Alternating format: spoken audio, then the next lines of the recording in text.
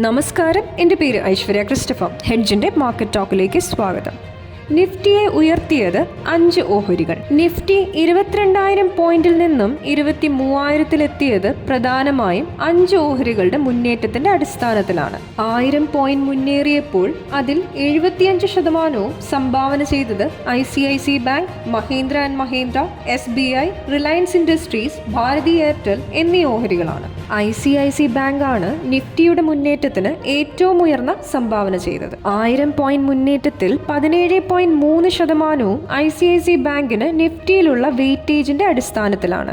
Mahindra and Mahindra 16%, SBI 15%-മാണ് മുന്നേറ്റത്തിന് സംഭാവന ചെയ്തത്.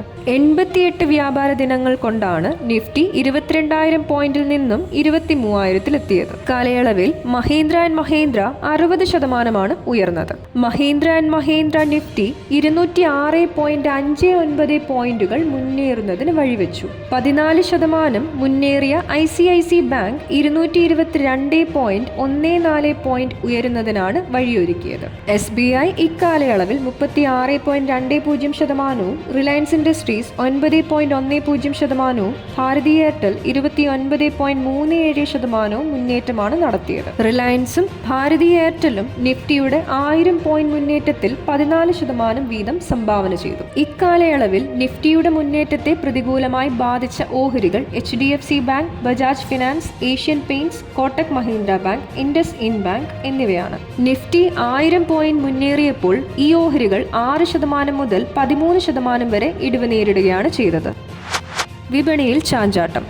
ഓഹരി വിപണി ചാഞ്ചാട്ടത്തിനൊടുവിൽ കാര്യമായ വ്യത്യാസമില്ലാത്ത നിലയിൽ ക്ലോസ് ചെയ്തു. വ്യാപാരത്തിനിടെ നിഫ്റ്റി ആദ്യമായി 23,000 പോയിന്റിലെത്തുന്നതിന് ഇന്ന് വിപണി സാക്ഷ്യം വഹിച്ചു.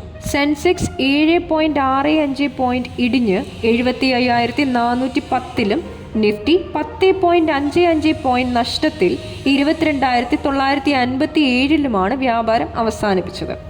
1,467 ഓഹരികൾ നേട്ടം രേഖപ്പെടുത്തിയപ്പോൾ 1,875 ഓഹരികൾ നഷ്ടം നേരിട്ടു. 89 ഓഹരികളുടെ വിലയിൽ മാറ്റമില്ല. HDFC bank, L&T, Bharti Airtel, BPCL, axis bank എന്നിവയാണ് ഇന്ന് ഏറ്റവും ഉയർന്ന നേട്ടം രേഖപ്പെടുത്തിയ നിഫ്റ്റി ഓഹരികൾ. Adani ports, Tata consumer products, tech Mahindra, Titan company, Mahindra and Mahindra എന്നിവയാണ് കൂടുതൽ നഷ്ടം നേരിട്ട നിഫ്റ്റി ഓഹരികൾ.